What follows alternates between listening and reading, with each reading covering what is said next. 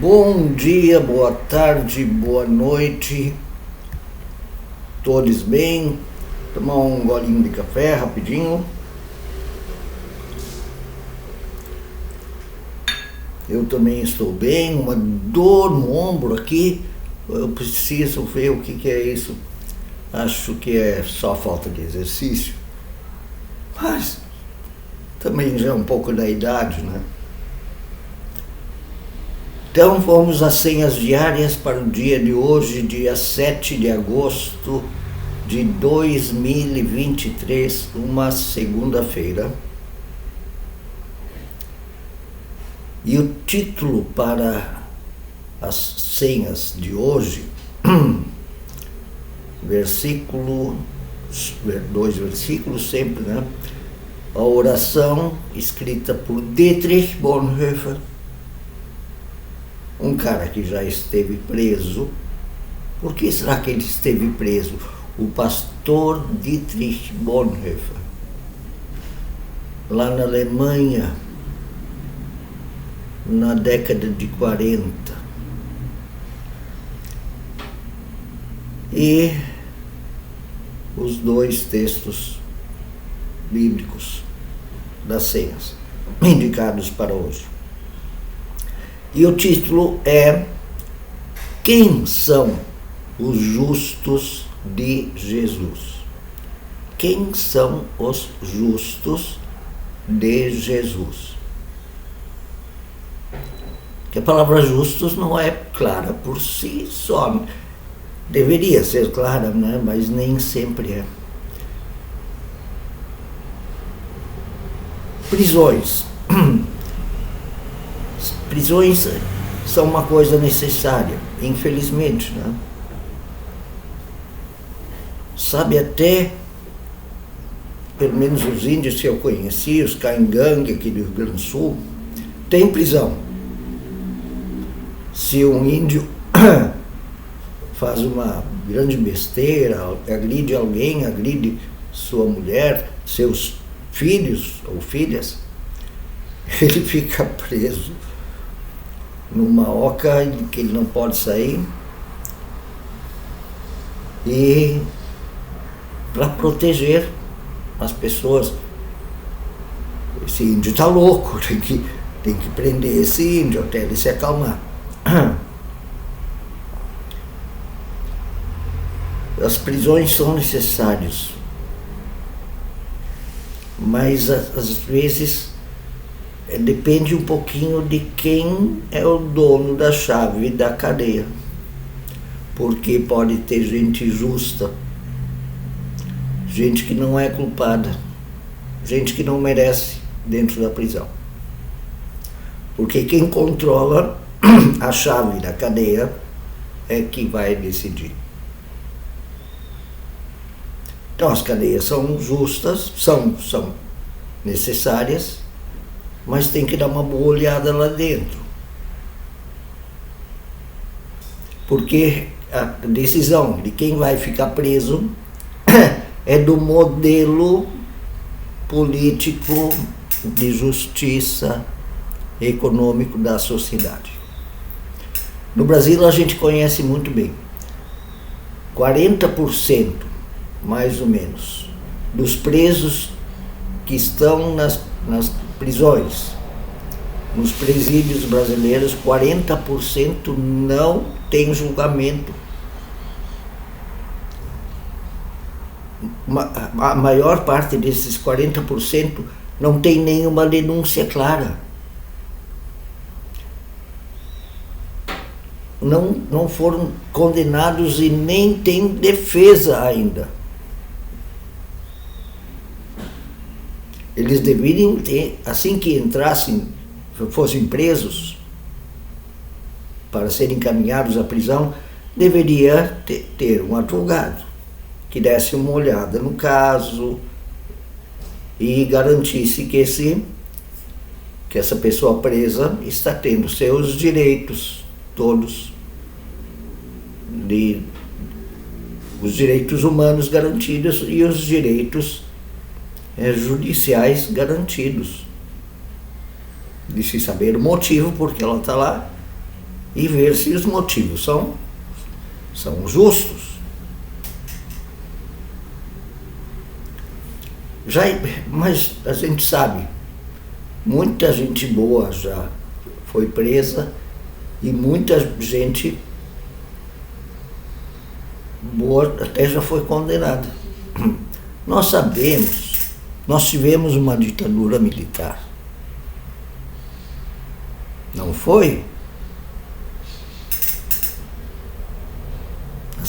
Em que as pessoas eram raptadas pela polícia em suas casas, ou na rua, ou no trabalho, ou na escola, e ficavam um tempo presas e, conforme o caso, eram expulsas do país ou torturadas, e algumas foram mortas, sendo que não tinham nenhuma denúncia de crime, a não ser aquele crime que os ditadores imaginavam que era crime.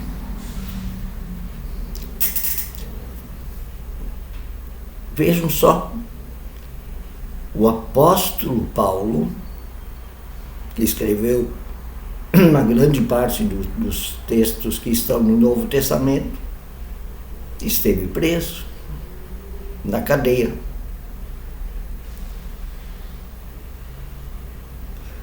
Dietrich Bonhoeffer, como citei, o pastor Dietrich Bonhoeffer, da Igreja Evangélica de Confissão Luterana na Alemanha, durante o nazismo, esteve preso por mais de um ano e foi condenado. Ele foi enforcado no dia 9 de abril de 1945, um mês antes da Alemanha se render. Mas a Alemanha fez questão, tem que enforcar ele para que todo mundo veja a posição firme do regime nazista, poderoso regime nazista. E não enfrentem mais o regime nazista, as ideias nazistas, nem com palavras, como Dietrich Bonhoeffer fazia, nem com ações.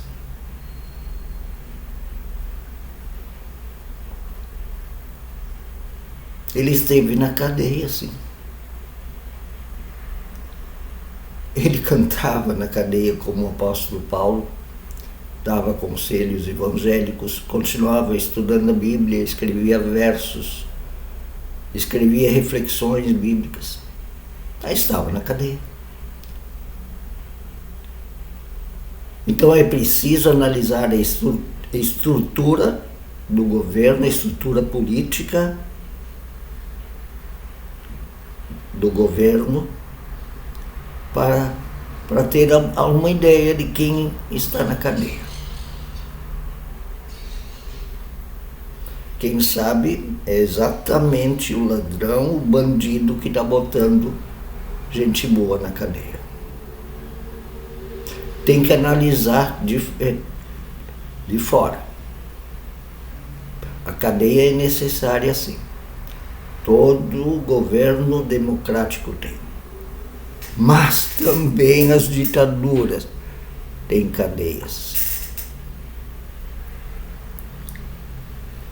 E a gente tem que ser esperto para saber disso. E analisar qual é a estrutura jurídica, política, quais são os interesses por trás de um governo, de uma estrutura judicial. Quem são os justos de Jesus? Eles às vezes estão na cadeia. Às vezes.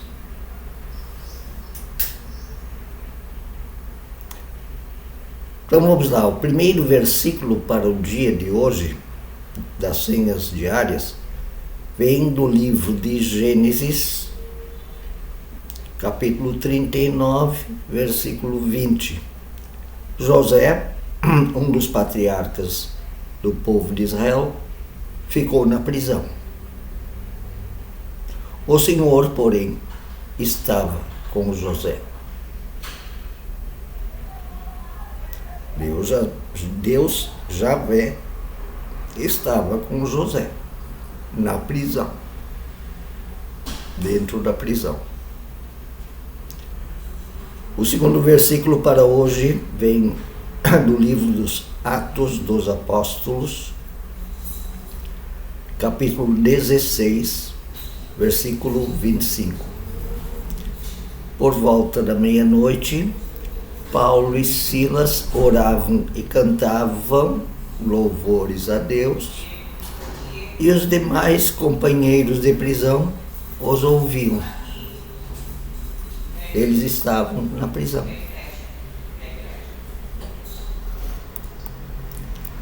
E aí, só por eles estarem na prisão, você diria alguma coisa de errado eles fizeram.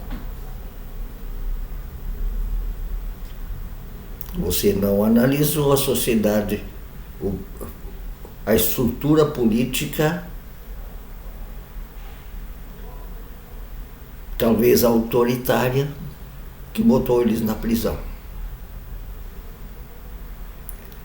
E a oração escrita pelo pastor Dietrich Bonhoeffer. Quando Hitler subiu ao poder, ele imediatamente se posicionou. Ele já vinha se posicionando antes contra Hitler.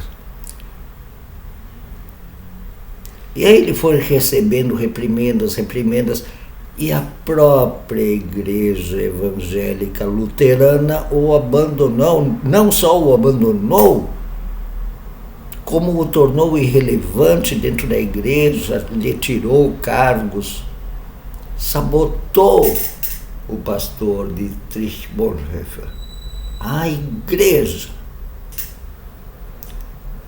Por fim, em 1943, ele foi preso, e em 1945, depois de 2 anos na prisão, quase 2 anos, ele foi morto pelo regime nazista e abandonado pelas autoridades da sua igreja. Ele era pastor. Ele, graças a Deus, ele era muito bom teólogo. Ele conheceu o Gandhi, foi à Índia, conheceu o Gandhi. Ele foi adotado como pastor de trabalhos com juventude e de comunidade de uma organização de igrejas que promovia trabalhos a nível internacional. E com isso ele tinha uma maneira de estar meio protegido, mas viveu clandestinamente na Alemanha. Ele teve que se tornar clandestino. Mesmo assim, um dia ele foi preso quando estava voltando de um trabalho com jovens. É claro que isso deixava o regime nazista fulo da cara, né? O cara é contra o regime ditatorial nazista e ainda dá aula para jovens. Aqui dentro da Alemanha, fazendo oposição. Temos que prender. E, se for necessário, matar. Quem são os justos? É a oração que ele escreveu. Senhor Jesus Cristo, tu foste pobre e miserável, preso e abandonado, como eu, escreveu o pastor Dietrich Bonhoeffer. Tu conheces todo o sofrimento dos seres humanos. Tu permaneces ao meu lado quando ninguém mais me ajuda. Isso ele deve ter escrito dentro da cela da prisão. Tu não me esqueces e me buscas aqui mesmo. Seja lá o que o dia possa me trazer. Teu nome seja louvado. Ele estava preso na cadeia. Quem são os justos do Senhor, de Jesus?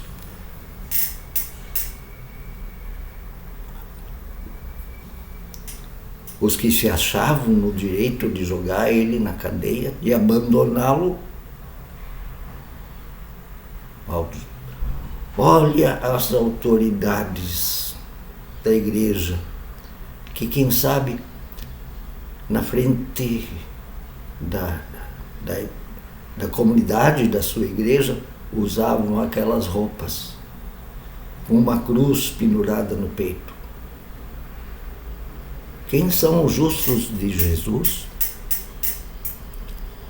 O primeiro texto para hoje vem do Evangelho segundo Lucas, capítulo 16, versículos 10 a 13, e fala sobre a fidelidade a valores. Não precisa ser só em dinheiro, tá? Valores. Quem é fiel no pouco, também é fiel no muito. E quem é desonesto no pouco, também é desonesto no muito.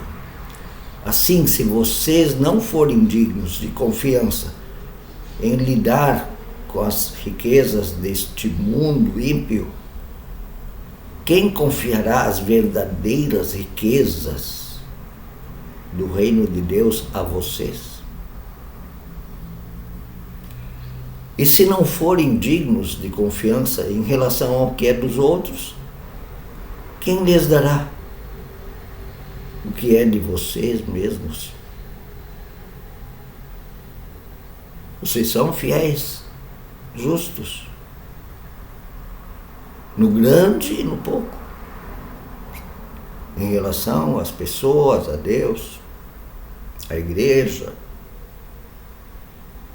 à política, às suas convicções, às esperanças dos outros, à vida dos outros, são fiéis nisso. Nenhum servo pode servir a dois senhores, pois odiará um e amará o outro, ou se dedicará a um e desprezará o outro. E aí o texto é categórico. Vocês não podem servir a Deus e ao dinheiro ao mesmo tempo. Vocês não podem servir a Deus e ao dinheiro. Ou é um ou é outro. Nem é assim. Aqui agora eu vou dar uma servidinha a Deus e agora eu vou dar uma servidona às riquezas, ao poder. Não. Ou é um ou é outro. Ou é a Deus e seus propósitos, ou é ao dinheiro e aquilo que é necessário para você mantê-lo e consegui-lo. Dinheiro e poder. Sempre juntos, dinheiro e poder. Ou é ao um que você serve, ou é ao outro. E não tem essa de dividir, não tem. O texto bíblico diz ali, quando você servir ao dinheiro, você vai estar dando as costas para o amor de Deus, para a promessa de Deus, para a esperança que Deus dá, para o serviço amoroso e gratuito que Deus te diz, que é a missão da igreja. Anunciar a vida e vida plena, vida abundante, que serve aos outros. Maior no reino de Deus é aquele que serve. E o segundo e último texto para hoje é do Evangelho segundo Mateus, capítulo 9, versículos 9 a 13. Jesus convida um publicano que vive mexendo com coisa romana e não judaica, portanto, mexendo com coisa impura, era considerado um impuro pelos romanos. Convida ele para ser seus discípulos e vai lá nos fariseus, e os fariseus aí dizem até uma verdade sobre Jesus. Ele anda com pecadores e pecadoras. Os fariseus disseram uma verdade. E aí Jesus dá uma manipulada ali na palavra justos e diz para os fariseus, que se achavam justos, ele diz: eu não vim para vocês, eu vim para aqueles outros justos, os pobres, pecadores, prostitutas. Saindo Jesus, viu um homem chamado Mateus, sentado na coletoria, onde ele cobrava então impostos e fazia aquela troca de dinheiro, romano por judeu, judeu por romano. Então ele vivia conversando e tocando coisas impuras, né? Disse para Mateus: segue-me. Mateus levantou-se e o seguiu. E estando Jesus em casa, foram comer com ele, seus discípulos, muitos publicanos e pecadores. Vendo isso, os fariseus perguntaram aos discípulos de Jesus: por que o mestre de vocês come com publicanos, pecadores, gente impura? Ouvindo isso, Jesus disse: não são os que têm saúde, como vocês, que precisam de médico, mas sim os doentes. Vão aprender o que significa isso. Vão, fariseus, mestres da lei, vão aprender o que significa desejo misericórdia, não sacrifícios das pessoas fazendo culto, dando dinheiro para a religião. Eu desejo misericórdia. Sejam vocês amorosos e não peçam para as pessoas fazerem sacrifícios. Eu não vim para salvar os justos, que nem vocês, mas os pecadores.